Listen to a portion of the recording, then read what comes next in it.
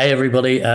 This little video is supporting the outdoor session that we're going to be doing, um, based on surfaces and form is the overall title. Just to give you an explanation, the day will be about actually the way we paint and the way we put marks on our canvas or paper or whatever. That's going to be where the emphasis is. When we talk about surfaces and form. Uh, when we look at the world around you, it's full of different surfaces, I guess, leaves and trees and sand and all sorts. And through the years, a lot of artists have made different types of marks to suggest those things. How do we make a suggestion of a tree or a twig or whatever it happens to be? So we're going to be using mark making methods, different ways of putting the paint on to suggest that. When we talk about form, we often talk about space and depth and how things look three-dimensional or whatever. And that's essentially, and in most cases, to do with uh, light and shade, tone. So when we look at the world around you, we will see things in various tones. And so on the day, what we want to do is be aware of all those tones, but at the same time, make marks that have an interest and an expression about them and a feeling of surface. A lot of artists, as I say, have done this. And the essence of a painting really is the interest of the paint. What we don't want to do on the day is be overly fixated with the picture in front of us. In other words, there's a picture that we see, and as it were, and there's my canvas, there's my paper. Um, I've got to reproduce that onto that. What we're trying to do is look at the picture and take from it the bits, the shapes, and the forms and the textures that we see, and be inspired by that to make marks on a board, which will suggest that. But will make an interesting painting. So when the picture's gone, when you take that painting away and hang it up somewhere or set it somewhere, what will be interesting will be the paint and the way the paint blends in certain ways and the beauty of that. It won't be necessarily that's a photographic image of what you saw earlier. So that's what I'm going to be emphasizing on the day. And it's what also I'm going to be emphasizing in this little upcoming video that you're going to see. So keep that in mind. It's a great opportunity to express yourself with paint, but at the same time, observe the world around you. Okay, so we'll get started with that then. Here are a couple of examples of how other artists have used surfaces um, within their painting, uh, used not only the surface they saw, but the way they used the paint. But at the same time, they still suggested form and various items within the painting. So this first image that you're seeing here is Turner, watercolor by Turner. I think it's watercolor now. But you can see on the surface, pardon the pun, it seems very simple. But you realize then the incredible atmosphere that's in this picture here. And you can see just about in the distance a misty hill or a mountain or something like that. And also in the foreground down here in the bottom right, you can see more detail of suggestions of trees or something. And that's all done by the use of tone. You can see the pale, misty tone in the background and the stronger, uh, darker tone up in the foreground. So it has a sense of distance. You can feel that there's a lake or a pool or some water down here, and there's a sky and there's a hill behind the fog somewhere.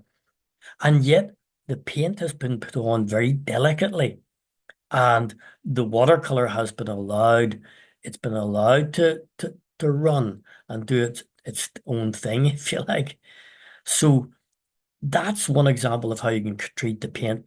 Here's another example, completely different, uh, by an artist called Seurat, Georges Seurat, who was one of the in the Impressionist period. It's a little study of a man sitting on the edge of a lake or something like that. But look at the way he has applied the paint. The paint's applied in these little slashes, little dots of color. And yet again, we get the feeling that we have this dark shape in the foreground or in the middle ground. We have this tree form coming up here. The blues and the purples push back the space a little bit. So we feel that that's a little bit further back than some of the warmer yellows and greens that's slightly up in the foreground here. But it's just a different way of interpreting the landscape. This artist has chosen to apply all the paint in a very systematic way, in a way, little dot, dot, dot, dot, dots, but yet it all builds up to make a unified picture. Here, this one, our friend no one else but Claude Monet here, the water lilies. I'm making this bigger here. It's quite difficult to see. But look what Monet does. Monet has all sorts of different marks in the water lilies themselves and in the grasses and so on. But yet he's punched holes into the dark bits. You can see there the dark tones in between the gaps in the bushes and the trees and whatever it is. And we feel as if we could put our hand in the holes of these spaces, in the gaps of these spaces. So that he's created a sense of form and three-dimensional qualities in it. But yet he's used the paint in this very exciting way. It isn't just a coloring in exercise, if you like. This one is one of my favorites because he was one of my favorite artists, Nicholas de Stael. Not so well known, perhaps, but this is called A Beach Landscape, is the title of it. And immediately you can see what it is when you say that. You've the sky, you've cliff tops along here, maybe rocks and things, and then you've got the water. But look at the way he's painted it. Look closely at one big slab of color there. You can see it's one big, thick, broad stroke of a brush or maybe even a palette knife. And the next one beside it is another broad stroke and another one here and so on. And the sky is built up of big, big, broad, thick strokes, almost as if they put on and left. There's no blending and scribbling or anything. It's just one big slash and then he moves on. But if you look carefully, you'll notice that each one of those slashes has very slightly different tones, different colors within them. So before he put them on, he chose carefully the color and the tone that he wanted, and then he applied them. And I presume if it wasn't right, he would go over it again with the right color that he wanted. So all of these colors are not random. But in other words, it was very clinically applied, but a lot of planning went into the thing. This is another one of the styles I just thought I'd throw in. Another one I really, really like. And it's cliffs by the sea. But if you look, and I see if I can make this bigger, if I zoom in that, you can see again this triangle of white or light, and these triangles are big one sections. Look at this big broad area of like a reflection. There's no brush marks, obvious brush marks in it. It's almost like one big drag of paint. So really, what you've got here are examples of how you can use the paint differently, but still express things that are actually in front of you. So this is what I'm hoping that you will think about on the day. Have a look at different shapes and sizes of brushes and so on. I've got a selection here. So what would be nice now to do is just think about what these brushes do. These sort of things are things we don't think about maybe enough when we're painting. I keep saying this, we just assume a brush is something that you put paint on with. Well, and it is that, but it's designed to make marks that are specific, that allow you to suggest things like trees or flowers or dogs or cats or whatever it is, which is why there are all these different shapes. They're not these different shapes just by chance. There's a reason over the many hundreds of years that that's happened. So what I'm going to do here is just take some of these brushes and just reinforce in a way what we already know. But actually see it in reality. So I'm fumbling around here, which you can't see in camera. Well, you can see part of it. Me trying to get rags ready and whatever. I'm just going to use a bit of black paint, poster paint really, for this. If we start off with a flat, crisp edge brush, fairly broad. It's a synthetic brush, so it's fairly soft. I'm going to dip that in the paint, and let's see what we get. We will, of course, get a crisp edge. As soon as I put that down, that edge is fairly crisp because it's flat. Seems childlike, almost simplicity, but you can see one of the reasons for that is that if I turn the brush around and come back this way, it's a bit easier to get crisp edges to things, or you can see, you know, that when I'm creating our little blocks, so suggesting houses and whatever, it doesn't really matter, but the mark is quite specific. If we turn it on its edge, we will, of course, get a nice slim, thin mark, because we're only like a razor blade, we're only touching the sharp edge. You can see there as I turn, it gets broader because the brush changes direction and it slowly becomes thicker as we sweep. So you get these really quite nice gestures there. If I do that like a J shape and so on. So you can create very graceful shapes with the sweep of one brush, or one sweep of a brush if you like. And of course, like all brushes, you can imprint with it. So if I imprint the thin side, as it were, you can see, I hope, and just the way the brush is at the moment, the fibers happen to be splayed out a little bit, so they're making these odd little marks like ducks or something. But I can learn to make that work for me into perhaps trees or whatever it is. And it's the brush is doing that for me. I'm not trying to fill in a tree.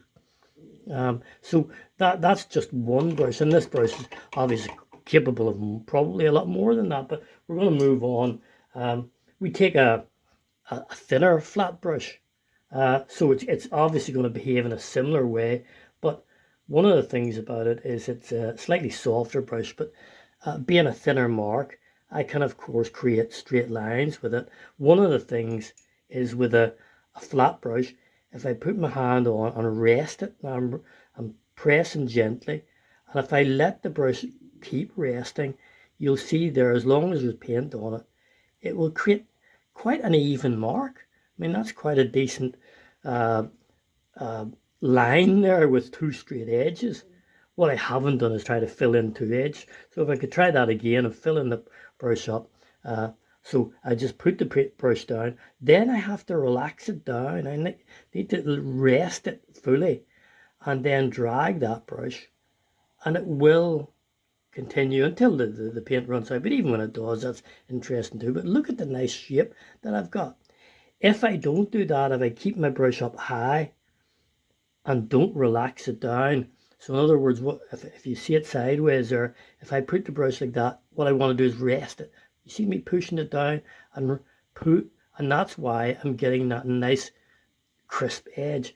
If I try to hold it upright, my hand will shake. It's it's more difficult. You can see perhaps as I'm dragging that along, there's a little bit more of an agitation there along the sides, whereas that was even because it was almost like an imprint is what I'm doing here.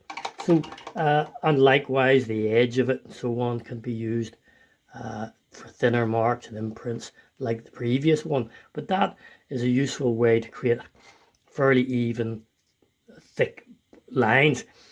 It is a physical thing too. Obviously, you got to get used to that idea of how you push the brush down and stay relaxed. If you don't do it a lot, then your muscles aren't used to this activity. So you are a bit shaky. Your muscles aren't, designed for certain. So you may not get a nice crisp shape right away. But if you do it all the time or a lot of times, you'll find that will work for you. I think we've got enough space here to make a couple more things. Let's turn even to the round brush again. Round, you can see they're pointed at the end. You can see it there. Nice even point. If I put that in my paint, I would assume that if I make a mark here, you see it's thin, because I'm only touching it with that little tip. If I do it again, and this time press and relax, press, relax, press, relax, we can create this lovely, graceful sort of suggestion. Leaves, perhaps. So press and relax. You've got this nice tuft. And you can practice this over and over again. Press and flick like that. And you get this nice teardrop shape, leaf shape, whatever you want to call it, you know, petal shape. Because in theory, if I kept doing that, I could create a nice series of, you know, floral type shapes, whatever. Like the other ones, I can keep it rested down and pull it across. I'll get a straight line, but not maybe with as much control as a square brush, which is understandable because that's not square, that's uneven. And so one of the beauties of the pointed or round brush is that variation. So if I go up here, you know, thin, thick, up, down, thin, thick, up, down, push, relax, push, relax, push, slowly relax, push, quickly relax. You can get all these sort of energetic gestures, very different to the blocks here that we got with a flat brush. But look, think about that. That could be waves, that could be a flower, that could be buildings, there's trees, there's something else there, you know, there's geometric shapes, there's fences and all sorts of using the brush. If I said I want a fence, I want a nice crisp shape with this brush, of course my problem would be that I would have to say, okay, I want a nice straight line there, and then my hand, so I want a fence shape. So I'm painting it, and already it's a bit uneven because I'm painting with an uneven brush, and then I'll have to fill that in to make it look like a solid fence shape, whereas that was kind of ready-made, if you like. So the rounded brush can be a very interesting one too.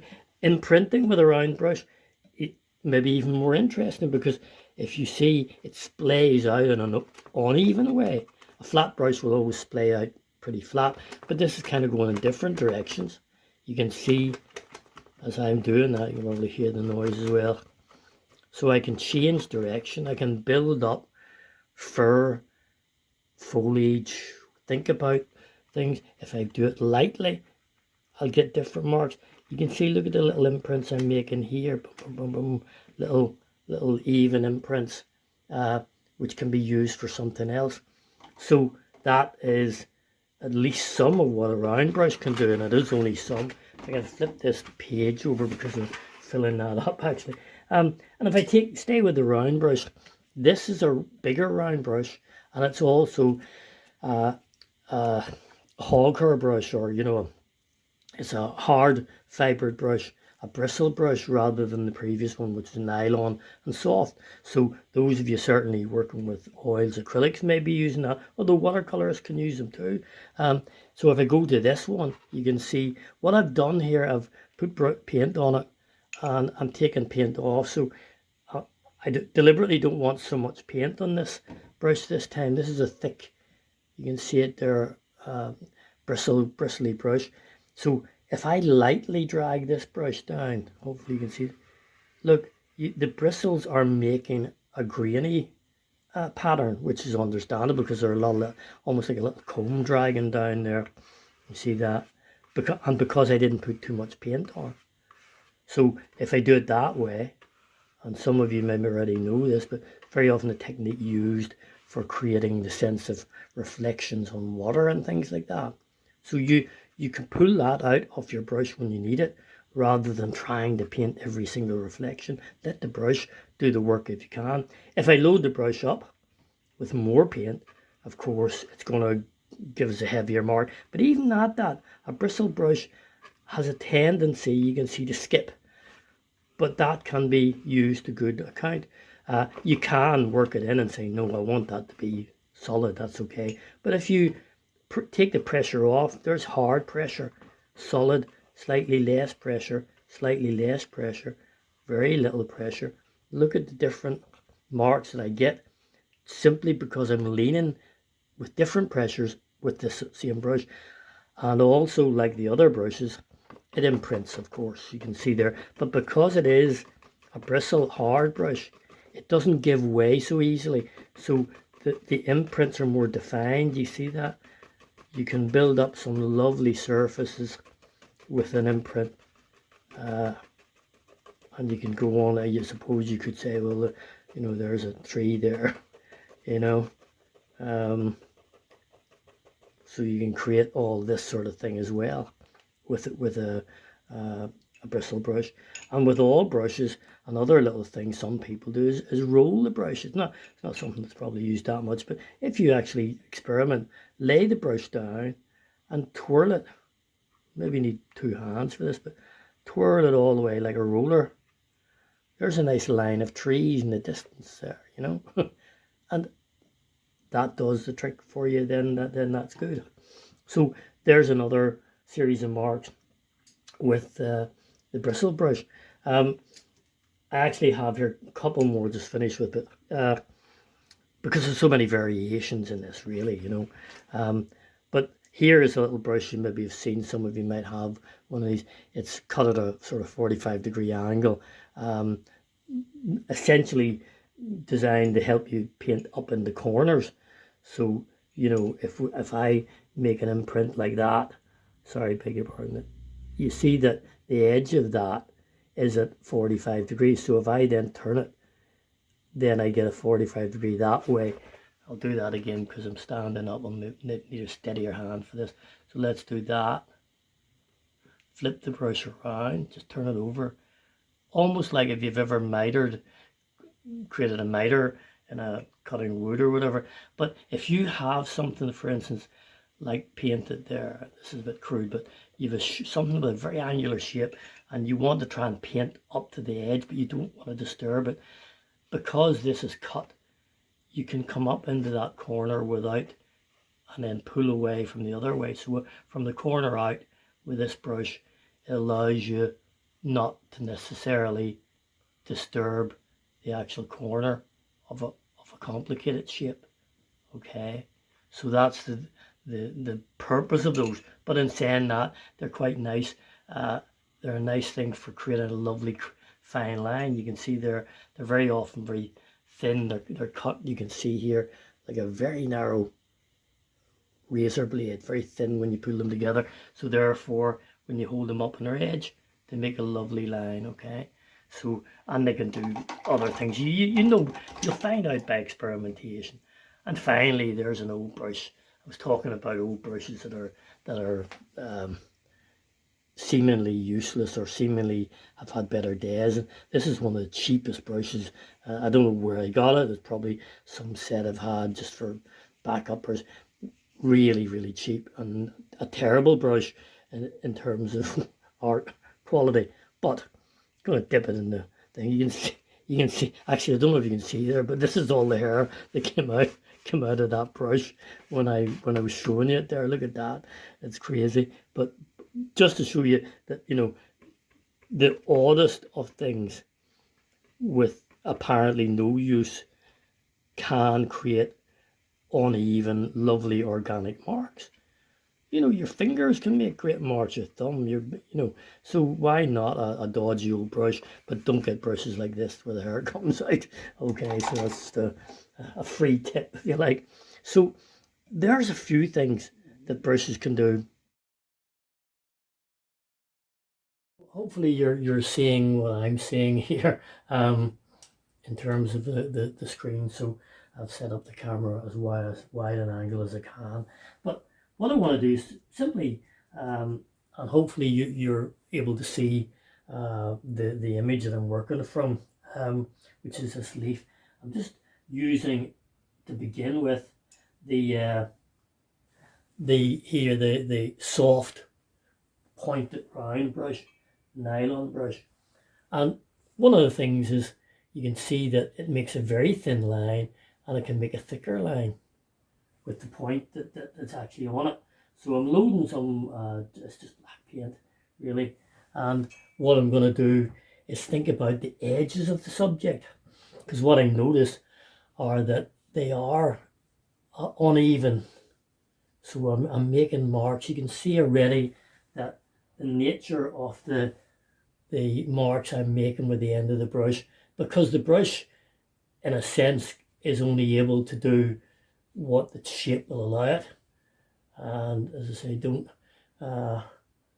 hopefully the proportions of this will be reasonable. But again, what I'm trying to do is point out that in the early stages here, by using a particular type of a brush in a certain type of way, I can create some sense of the nature of the object. So yes, it is broken up and edgy, literally.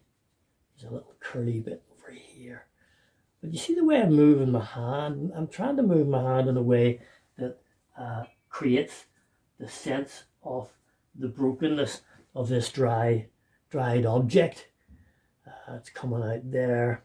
There's another bit here. As I say, I haven't taken loads of time over measuring the accuracy of the proportions, but what I really want is you to see this. Even already, I hope what you're seeing is, and there's a little stem coming out there, that agitated line immediately tells us that this object is something that's not like the box, that there's something else going on, that it is natural, that it is of a certain type, if you like. And we can go in there. I'm just noticing there's a little bit of a fold over there. The thing's folded over, and likewise there's a little bit of fold here. And at the moment it's all about line. I'm not really thinking of dark and light or shading or any of that sort of stuff. And even with this little brush, I'm loading it with finish paint, and I might say, well, let's create don't press very hard here. I'm just up on the tip of that pointy brush there to suggest some of these little lines, And I'm trying my best not to pressurize the thing, because if I press, the line broadens out, as you know. Again, I'm sure I'm not getting these lines exactly as they are, but you can see now there's a little bit more information about the middle of the leaf going in there.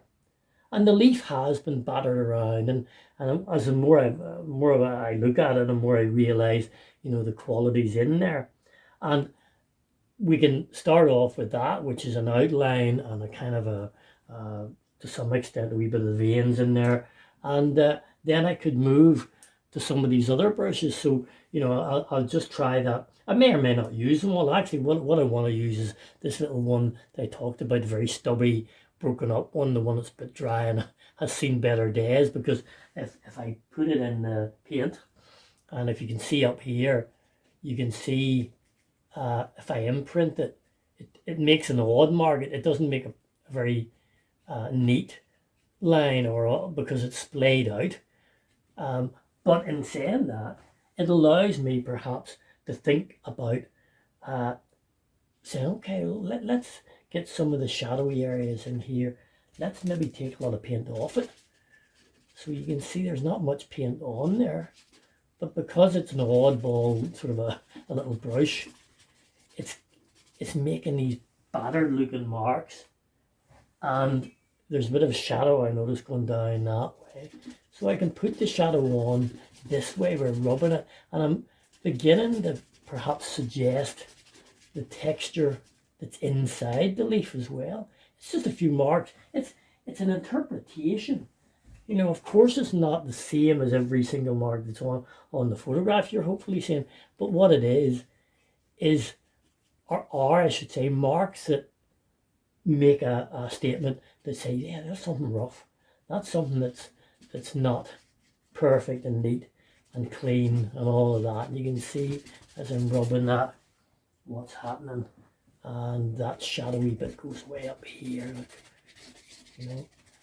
And as a painter, if I'm preparing to paint a leaf and I want this characteristic of it being dry and old and battered, this is starting to give me it. So when I get into color and all the rest, if I keep making these marks with my brush the same way, I'm bound to be closer than if I was filling in every little block as if it was a little color by numbers exercise, which sometimes we do that, I'm looking at the other brushes here, I'm just for a bit of fun. There's that big brush I mentioned there earlier. I don't know if how well you can see that big broad bristle brush.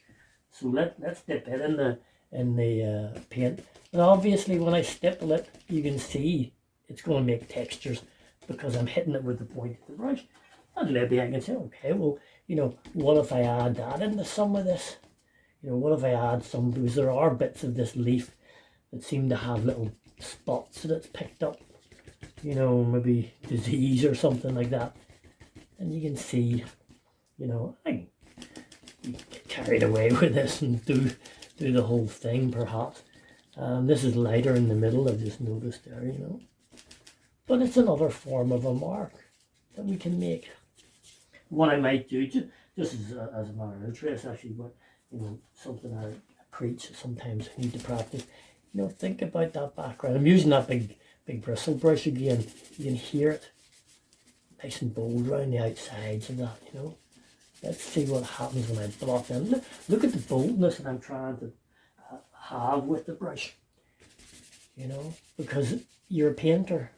We're not people who colour in. You know, at least that's my philosophy. And as I block in that, you can see the leaf coming away. The light bits are more obvious because it is on a darker background, you know. But let the paint be as bold as that. If you were painting this is the way you would be starting. And watch, you don't know if you watch the wrist action. It's the same as what I did with the circles. Use the axis of the joint that you're using, and that's what's giving me these different marks, because I'm rotating my hand in certain ways. I'm not putting the paint on the same way every time, like that. Let's fill that in. I'm rubbing that in and getting it in quickly and saying, okay, let's see what we've got. And it feels like a painting from day one. You can see, hopefully, this leaf form coming out of that. And we can go on to develop that. I'm not using white paint at the minute or grey. It's just black and white. So obviously, you know, there's a certain limitation. But even with this same brush, there's very little paint left on it. What I'll do is I'll just rub and rub and rub and rub hard over that area I've just done. You see how it's washing it in a shadow? You know, I'm labouring here to get the last of the brush, but it's just pushing that down a wee bit more. So the dilution of the paint, or the thinness, the amount you put on, I mean, that's watered a wee bit. You can see there's a wee bit of water in there, just to take that pure whiteness off as well. So that's allowing these light bits to get a little bit bolder. And I'm still on that big brush, you know. It's an often ignored quality that big brushes can often give you more, let's say, accuracy than a little fiddly small brush. But you see, what we've done is we've moved from that pointed brush that we used earlier on that created these nice little lines. Hopefully you can see that. If I'm really delicate, I can get a really, really, really thin line there. And we move to this big brush, which is giving us the shadows. Even the fine line brush, if I was to push it, you know, that was the brush I did those lovely lines with. But if I push it hard and spread out the fibres at the end, it's a different sort of thing again. But you can see the quality. I hope that it's very different from what we got in our box drawing. What I'm using here is really quite a stiff, I don't know if you can see that, it's a very stiff, there's little movement in that, very short, stubby, stiff bristle brush. So it's really, really hard. You can see there I'm really having to work to bend that amongst the paint all over my hands as well. But if I put a little bit of black paint on there and start to work that in, just use it and wipe some paint off there. You can see, for example, if I wipe or rub lightly, so I'm not pressing very hard, I will of course get a light mark. If I rub hard, I get a darker mark, as long as I've got some paint on the brush. So, for example, if I, let's create a circle or rounded shape here. Okay, no, not great, but that'll do. And what I'm going to do is vary the tones here. So all I'm doing is, for example, here, with more paint and hard rubbing, I'm going to get darker tones, and if I have to, reach across, get some more paint on there. So it's fairly solid and hard because there's plenty of paint and plenty of pressure on this side. Then, if I don't put any more paint on for now, at least, now I'm going to run out of paint because the paint's coming off the brush all the time. But if I really rub, the sandpapery quality of the canvas is picking that up, and it's gripping the paint much better than a smooth piece of paper ever would. And therefore, you can see, as I keep rubbing and maybe taking the pressure off, it's getting lighter and lighter. Over here, I might decide is hardly any rubbing at all. And then I'm rubbing a bit harder. Yes, there comes a time when I maybe have to reload the brush a bit. But you can see that what I can do is, by pressing hard and lightly, I will get variations of light and shade. So I can create the illusion, in this case, of a ball or an orange or whatever. And that depends on the pressure of my hand and the surface, this gritty surface. You can actually see it there. And it's a lovely way, actually, to model things, to create solid forms, the illusion of solid spheres and even cubes and things. You can see I'm just going for making the darker there near the bottom and trying to rub some paint off and get a sort of a mid-tone going on here. It's a bit like charcoal, really. It feels like charcoal. So you have dark, medium, light, and you can see that we're creating this illusion all through the, as I say, the working of the brush. We're not involved in grey paint, and I'm putting a bit of shadow in there just underneath there by the dark, and then I'll maybe put a bit of a lighter tone. I think this is what they used to call the penumbra, penumbra. I vaguely remember at school something to do with that. But you can see this illusion all with that very stiff brush, because the stiff brush pushes and stands up against the canvas. So if we use this principle of mark making and surfaces, if you like, using different types of brushes, if we actually apply it to a situation where we are, so let's say we're out in a landscape or out somewhere in front of nature, trees, whatever, and we want to suggest or convey that idea of surfaces, then use the brushes, the different types of brushes as well, and the types of gesture to suggest this. So it's not always a matter of replicating exactly what is there, as much as also interpreting in some ways. What I mean by that is what I have here is a piece of board. This is some black acrylic paint on the end of a fairly stubby brush, really. But let's say you happen to be in a situation where you're looking out, you're beside a tree or whatever, looking out towards something else. I'm sort of creating this here, but I'm going to make a sketch. And you can see again how dry this paint is. You can see it skipping because there's very little actually on the end of the brush. And also the brush, as you can see, is a bristle brush, very stiff. So it's dragging against this rough surface here, the canvasy sort of board. But if you remember what we were doing there earlier in the little examples, you can hear me rubbing with this stubby rough brush, and I'm rubbing in where I would see shadow, for example. I'm thinking, right, put that in. You notice I'm only using black and white, and I think this is something that might be worth doing on the day that you're out in the landscape, because you can be aware of the marks as much as anything else. If you get involved with color too quickly, then you become worried about color, oh, that's not the right green or that's not the right blue. Whereas here, I'm watching the little scraping marks I'm making, and you can see there that I'm letting myself go a little bit, as it were, because I want this to suggest a tree that has roughness and character.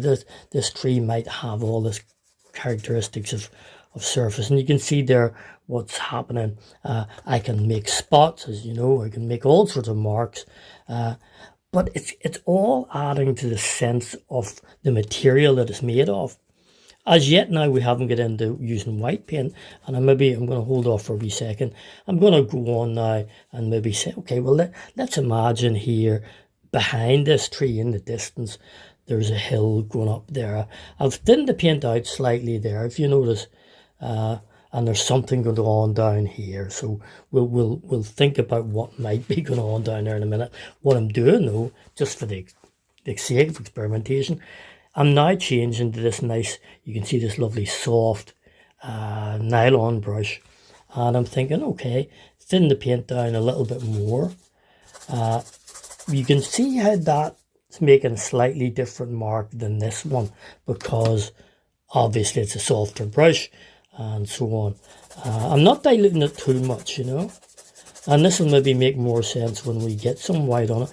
But what's happening, interestingly, is it's skipping out little bits, and that's kind of interesting too. So I might decide, well look, I'm going to use this method in this case. I'm going in there so that that's darker, so that the tree comes forward. But look, all I'm doing is pressing the brush and rubbing it around. I'm learning more, I'm trying to learn more about what the brushes are doing, as much as I'm trying to learn about the scene itself. So the landscape is there for us to look at, yes, and it's there for us to interpret. But the exercise in this kind of workshop is about how we do interpret. What words do we use? What, you know, that's looking different to that in a way.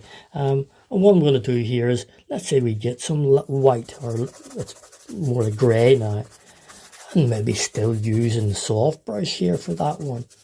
I could change the brush again and again, but we'll stick with this little soft. It's a round brush, and you can see there as the paint's more dilute, there's a softness about this area here, because the paint is applied in a different way than it would be with a heavy bristle brush, which is quite hard to say. A heavy bristle brush, very quickly it is for me anyway. You can see there we've got this. I'm just trying to cover the area first of all, so we get some more greyish tone in there. So let's assume that's a sky area there. So we have three main areas: sky, land, tree, sort of established. But in the middle here, what we're seeing is are different marks. And what I can do, this is acrylic paint, as I say, it's still wet enough. So what I could do is rub in deeper tones. That's just the deeper grey, you know. Mix that and let it bleed into the white. And with the softness of the brush, you can see the characteristics of, let's say, clouds or whatever. You can hear, I'm sure, the noise of all of this. Let's carry that over there a little bit and out here, you know, so that this sort of goes right into this corner here. Wipe the brush a little bit. In fact, wipe it very well, because there's plenty of paint there, and go in with the fairly dry brush and stir around that, and the marks sort of blend together even more. So I can decide at what point I want to stop. But you can see what I'm saying. This is different to that. That's different to that. Okay, let's go in, for example, back to what we call the tree area. I've got another little brush there, another little fairly firm, stubby brush. It's kind of like a bristle brush. It is probably. So the bristles are rougher again, but a smaller brush than what I used at the very beginning. And if I was to go in here, and I'm really at the point where actually I'm rubbing on the wood. I'm actually bending it so much that metal ferrule is actually rubbing into the board. So I'm making, you know, so the brush is obviously, you know, prone to getting kind of damaged in this, but you know, but if I don't overdo it, And you can see there, I'm dabbing, scribbling, making short marks, long marks, getting some more light in here. I get some more light up into this here. Don't worry if it's too white, but we can pull in some darks and things later. I'm thinking, okay, look at this. Look at these nice dabby marks that I'm starting to make with this little stubby brush there. Quite nice. They're kind of giving me another type of lumpiness in this kind of tree here. Let's go in and have some darker tones in here. And it's actually deceptive because it takes quite a long time to build these marks up, and that's exactly what we should do. Look, drag, that's zigzag back and forward. I'm just exploring and experimenting as I go. You can see my hand. I haven't got a great big plan in my head, but what I'm doing is as I'm looking, I'm thinking, yeah, that's good, that's useful, that's interesting, and all the time I'm learning. So this is not just about, oh, look at the picture of the place I was today. It's not that. It's about, look at the marks that I'm making. I'm going to use the same brush. Look, now I'm whipping my wrist as it were back and forward a bit more. You know, so now it's swiping marks to see what happens with that. Of course, we know we're going to get all these scribbly things, but let's go in on top of that with some darker tones. So we'll get black in there. Scribble over the top of those so they start to look a bit less crazy. They look very wild there. But when I go over with a wee bit of darker tones, it's very dark, mind you, but that's okay. We'll fix that. Rubbing away there. Let's get a little bit of light up to the top. Wee short marks now, little short scribbly marks. And then longer ones here and then shorter ones there. What's happening, you know? Look at this here. Isn't that a bit interesting? Look how different it is in some ways to the piece above it and to the piece, the tree itself. Let's get a few other marks. Look. No, I get my, get your fingers involved, because this is, I keep saying this is mark making. But isn't it interesting how we slowly but surely begin to get a sense of materials, surfaces, interest in the paints. There's some trees growing along the top of that thing there, you know. The difference will be that you're going to be outside and you're going to be seeing things. So you're going to be seeing a tree perhaps, or a hill, or a sky and fields and things. So what you're saying is, okay, what will I do for that bit? What will I do for this bit? And you go ahead and make your decision about what way you want to do it. I'm getting carried away with these fingerprints here. It's quite too much fun. But hopefully you can see the energy that we get in paint. And we're relaxed. We're not worried about saying, oh my goodness, this is not like a photograph. All my family will laugh at me because it's not like a photographic. You're not learning that. You're learning today the language of mark making. What I want to do here is, with this little image that we've been working on, these surfaces that we created with all the different marks. This is dry now. And just as a matter of interest, what I've done is I'm taking some green paint, just making a red, yellow, blue here, primary colours. So it's very basic sort of green colour. I've diluted it very slightly. And what I'm going to hopefully do is just work it across this this surface here, this area here, so it's see-through. It might shine a little bit at the minute, but we'll see it when it's dry. And basically I'm putting a varnish, or a glaze rather, on this. So I've created the surface with black and white, and what can be interesting then afterwards, if you feel like experimenting, is putting this glaze, this wash of colour over the whole area. So we'll just do this area, as I say, because of the lights and things here. There's a wee bit of reflection, but that'll go away when the paint is dry. I'm just using a little soft small brush here, so I'm kind of still making marks and scribbling. It's not a super neat thing, but basically rub my fingers all over that there, you know. But you can see, I hope, the transparency that the darks and lights are shining through, the black and white that we used earlier are shining through. So as I put a glaze over that, we get variations of green. So in other words, we now add some more information. We now add information about the color of this area here. So we now have grass, I guess, is what we're saying. I suppose what I could do, I'll try to do here, is with thin, transparent blue paint.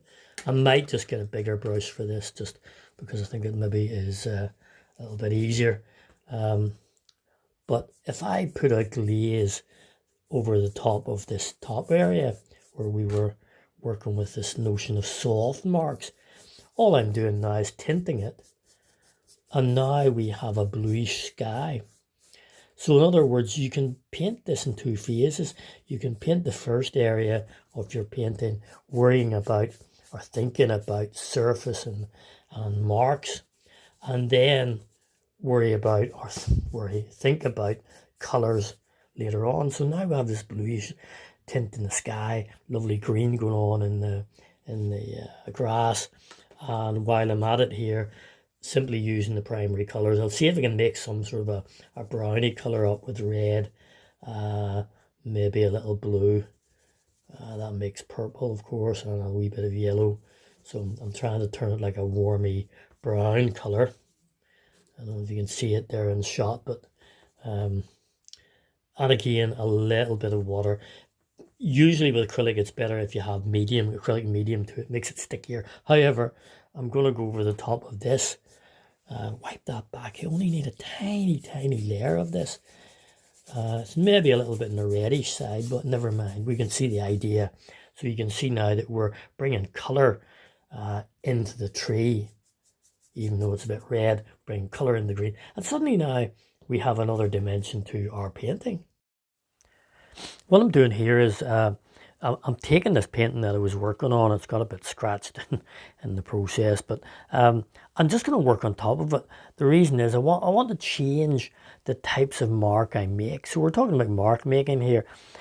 This little painting here was made with very agitated, scratchy marks, lots of movement going on in my hand. But what I would like to do is see what happens if I change that. In other words, I'm using this brush, it's fairly broad compared to the last one. And what I'm going to do is slow down and make broader strokes. So all artists have different ways of putting paint on, different marks. But what we're going to do is change that, the speed and the gesture. Those are two important things in painting. You can have a fast speed with a very agitated gesture, or you can have a slow, calm speed. So in other words, if I was to put on areas like this, in other words, you can see I'm just putting on in slabs of colour, great big slabs. Okay, I'm going to drop in, not thinking too much about not the colour, but the tone. But you can see that all the marks I'm making here are fairly broad. I just want you to see what happens when I work on top of that. If I, for example, then change tone, introduce maybe a darker tone here, so I can put in different areas, similar tones to what were there perhaps, so that we can respond in the same way. So if this sky was dark, then this is dark. The only difference is that we're putting on the paint in a slightly different way. And you saw hopefully at the beginning of the video some examples of how different artists did apply paint in different ways. You can see there's a certain degree of blending here, but it's all of the same breadth of mark, breadth of brush, and same rhythm, pace. It's a slower pace of my hand, and you can see what's beginning to happen now. So you can even compare this with this area, the agitation in that, and a slightly different sort of movement that's going on in the thing below. And again, if I darken the paint a little bit more here and say, right, we'll put on these areas here. There's going to be a wee bit of reflection here, unfortunately, the lights, but I'll hold this up for you in a minute. But do you see the same rhythm? Boom, boom, boom. Earlier on, it was, very, very scratchy, you know. Take a bit of light there, maybe put that on here. It's very light, but that's okay. We'll fix it in a minute. But look, it's a quieter sort of approach to the thing. I'll maybe take and blend that down a bit with some greys here. Different directions, you know. You could choose to work in the same direction. Look at the work of Paul Cézanne, the famous artist, French artist, and you'll see that he had a very systematic way of painting. He sort of built his paint up, you can see like that, but you could still see the variations in light and shade and so on.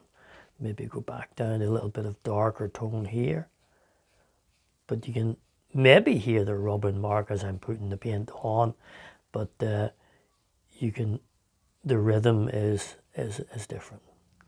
I'm leaving that little edge because I like that little edge with the sort of a horizon almost on it. But you can see that I'm getting the effect of light to shade, light areas, shady areas. But the mark is, I'm not turning the brush on its edge or anything. Unlike the last time, I'm using the brush flat in the same way all the time. So this is a much more, let's call it, organized approach to putting paint on. It's just different. But you can see that the style of painting that I'm developing, if you want to call it that, here is different. So if I then decide I'm going to put on an area of light along here, you can see that I'm still using the flat of the brush, a little bit of light there, maybe a little bit down here, boom, boom, boom. And I'm making myself try to fit the marks, you know. If you know, I'm trying my best not to play with the brush to, you know, to turn it on its side. I'm saying, right, it's going to be flat. I'm going to just see what I can do with this flat mark. And it takes a bit of patience. It probably takes more patience than the other technique where you can allow yourself a very expressive approach. But you can see, I hope, that by doing this, we're beginning to get a sense of light versus shade. And you just got to build it up systematically along the edge there with the same breadth. And go back in with the darker tones, the darker greys, maybe in here a little bit. And occasionally blending them, but it's nice to leave some because that's the quality of the style of painting. So I'm getting darker down one side and lighter on the other, but you can see that there's a method in the style. It's consistent. It's carefully applied, and you sort of get this different quality, a feel and a mood, and it changes your painting completely. That painting is no longer the agitated picture it was the last time I did. I'll just fill this bit in since we have it here so that we have a bit of paint on everything. So again, slowing down, dab, dab, dab, dab.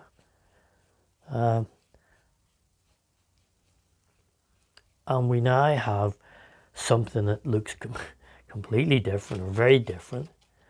Something more, if you like, in the style of Cézanne. It's nice to compare myself to Cézanne, I wish.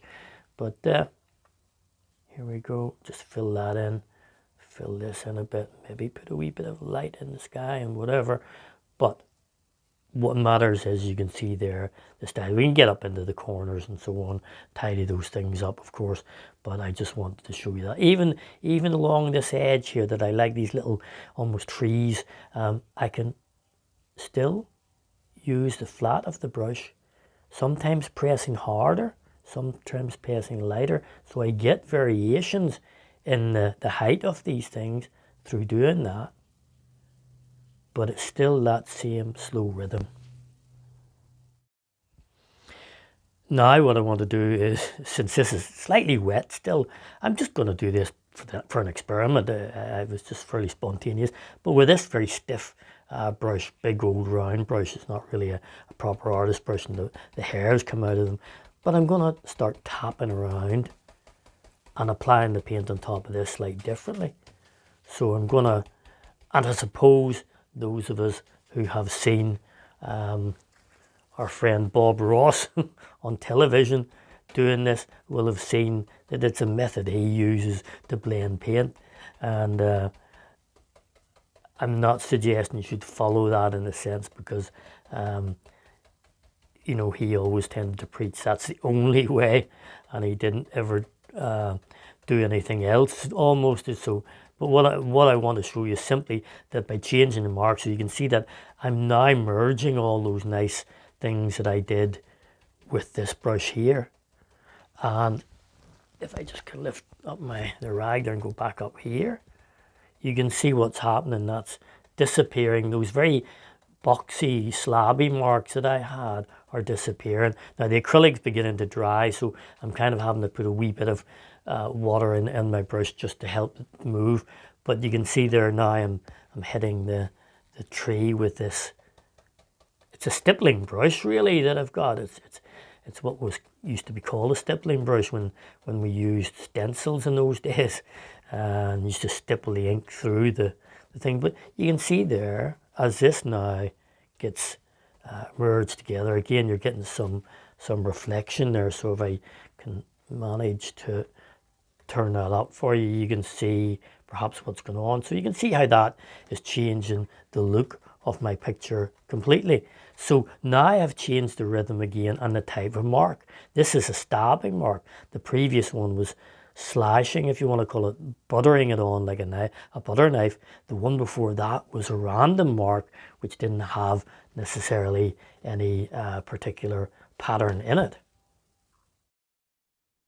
So there are some examples of how we can make marks with brushes primarily, and the whole idea of rhythm and pace and so on. So the basic thing is, what can you do? You can change the size of a brush you use, the type of brush you use. You can change the rhythm at which you make a mark, the speed as well. And you could change the type of mark you make. What I mean is you can make marks crisscross like that. You can stab marks. You can squiggle marks. So you can move your hand in various ways. And that might sound very playful and silly, but that is how we learn about how paint behaves. So the idea behind this workshop is that on the day that you will be looking at a landscape or something in front of you, and you will be interpreting that and deciding, you know what, I'm going to use this type of mark. I'm going to use this brush with this mark and that speed and build my paint up with lots of different marks. Responding to the landscape, you're not making a representation of the landscape, but what you're making is a painting that, if you like, has its own style.